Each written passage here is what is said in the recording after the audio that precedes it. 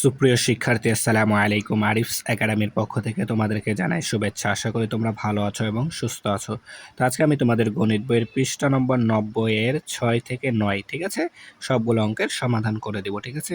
তাহলে চলো শুরু করা যাক। তো শুরু করার আগে একটি ছোট্ট একটা রিকোয়েস্ট, তুমি যদি আমার চ্যানেলে নতুন হয়ে থাকো তাহলে অবশ্যই আমার চ্যানেলটি সাবস্ক্রাইব করে দাও, ঠিক আছে। তাহলে দেখো 6 নাম্বার বলছে একটি ঝুড়িতে 74টি লিচু আছে। একটি ঝুড়িতে 74টি লিচু আছে।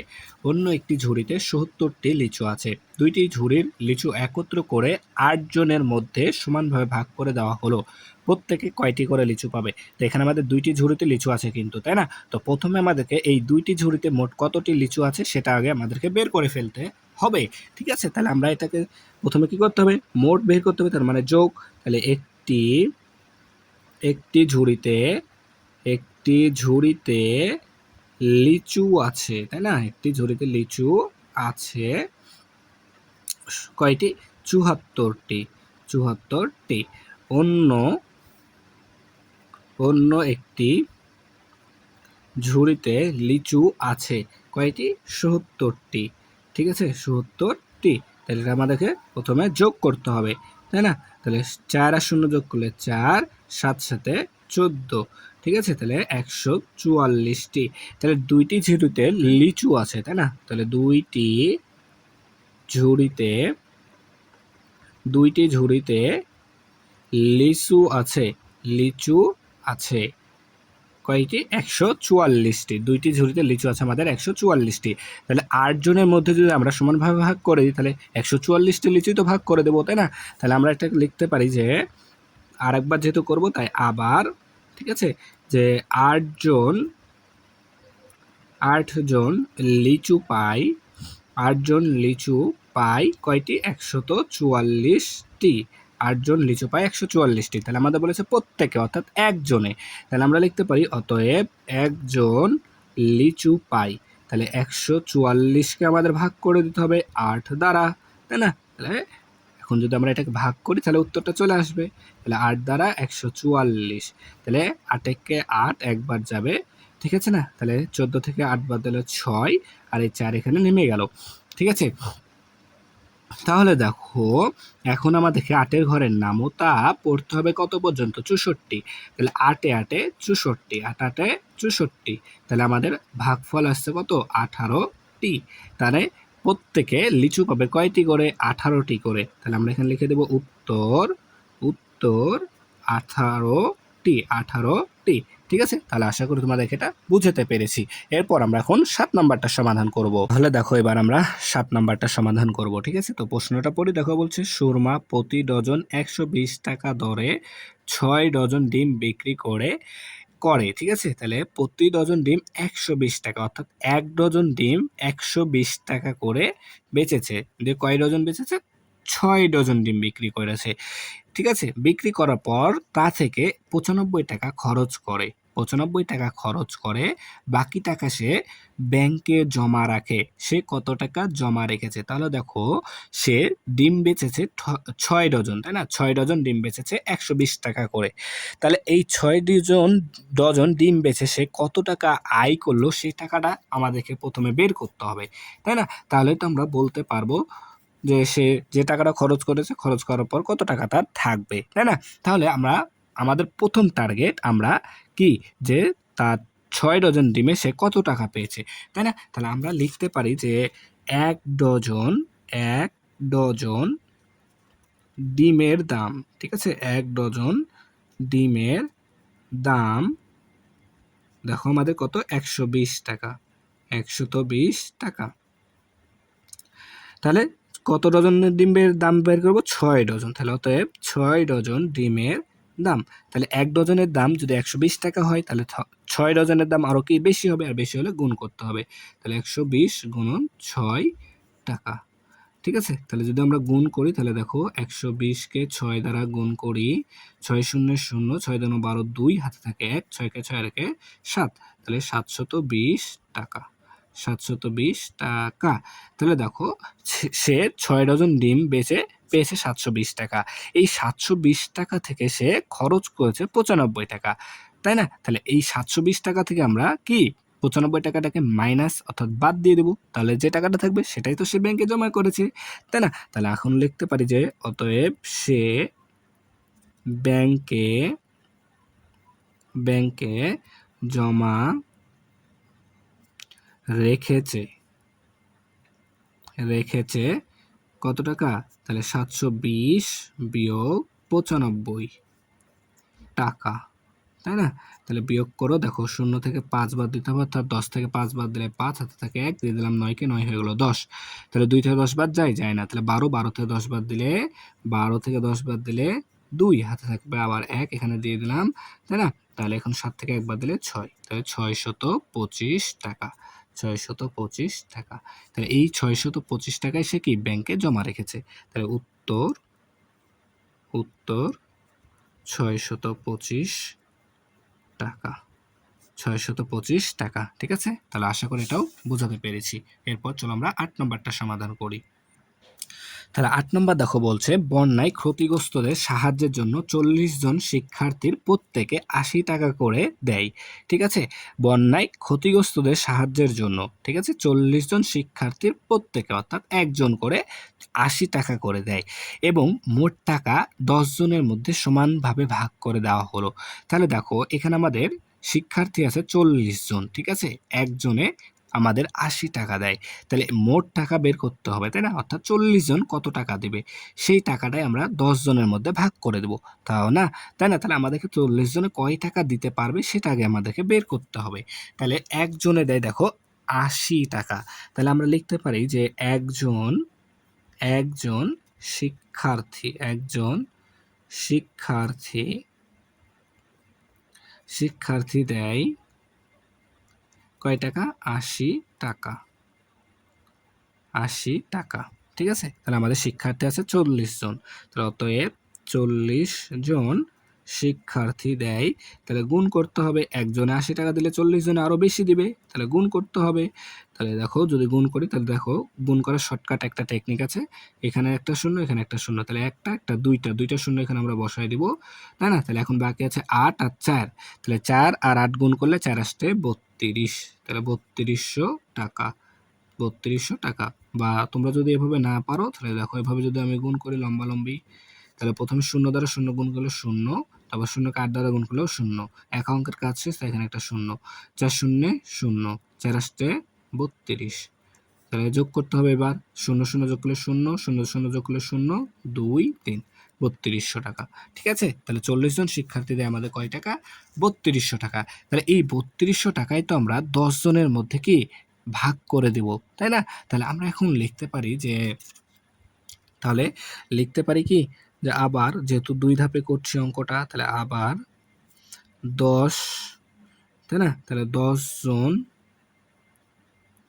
জন সাহায্য পায়, 10 জন সাহায্য পাই, পান, পাবে দিলেই হলো, তাহলে 10 জন সাহায্য পান কয় টাকা? 3200 টাকায় তো আমরা 10 জনকে ভাগ করে দেবো, তাহলে 3200 টাকা। ঠিক আছে, 3200 টাকা। তাহলে এখন আমাদের বলেছে প্রত্যেকে মানে একজনে, তাই না? তাহলে অতএব একজন সাহায্য পান, তাহলে দেখো 10 জনে 3200 টাকা পাই। ঠিক আছে, তাহলে একজনে কি আরো কম পাবে, কম পেলে ভাগ করতে হবে, তাহলে 3200 ভাগ 10 টাকা। তাহলে যদি সরি এটা বড় হয়ে গেল, ছোট্ট করে সমান চিহ্নটা দিতে হবে, ঠিক আছে, এখানে সমান চিহ্নটা দেখো।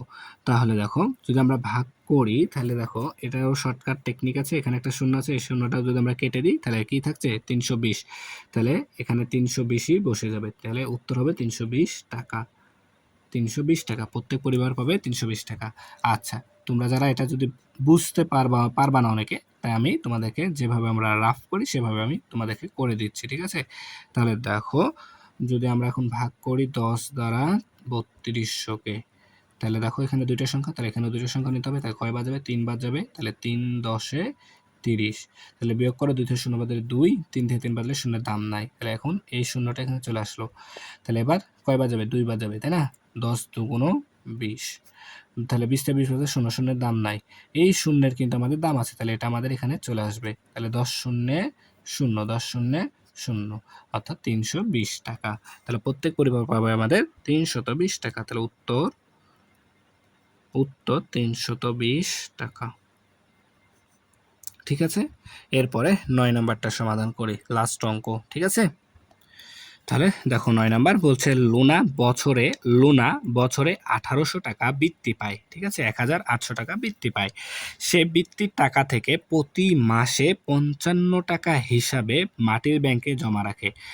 ঠিক আছে, বছরে 1800 টাকা বৃত্তি পায়, সেই হিসাব ওই 1800 টাকাকে হিসাব ধরে সে প্রতি মাসে 55 টাকা করে কি ব্যাংকে জমা রাখে। ঠিক আছে, এবং বাকি টাকা সে খরচ করে। এই 55 টাকা করে রাখার পরে যে টাকাটা বাঁচে সে টাকা সে কি করে, খরচ করে। তো এখন প্রশ্ন হচ্ছে সে মাসে কত টাকা খরচ করে।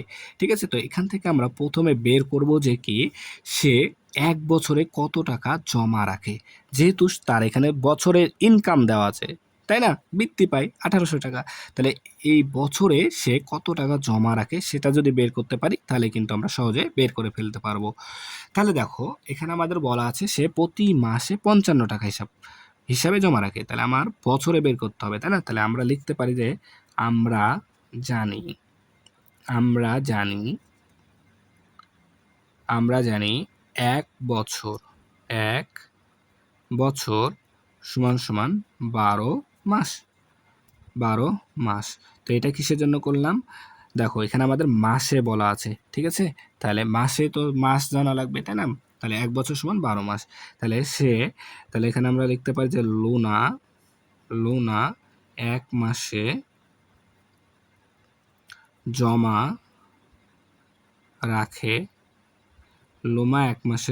রাখে কয় টাকা, 55 টাকা। 55 টাকা। ঠিক আছে, তাহলে অতএব 12 মাসে জমা রাখে, তাহলে 55 গুণন 12 টাকা, তাই না। তাহলে যদি এখন আমরা গুণ করি 55কে 12 দ্বারা, তাহলে 5 গুণ 10 শূন্য, হাতে থাকে 1, 5 গুণ 10 আর 1 11। এক অঙ্কের কাজ শেষ, তাই এখানে একটা শূন্য, তাই না। তাহলে পরে 5 একে 5, 5 একে 5, যদি যোগ করি 0, 5 আর 1 6, 5 আর 1 6, তাহলে 660 টাকা।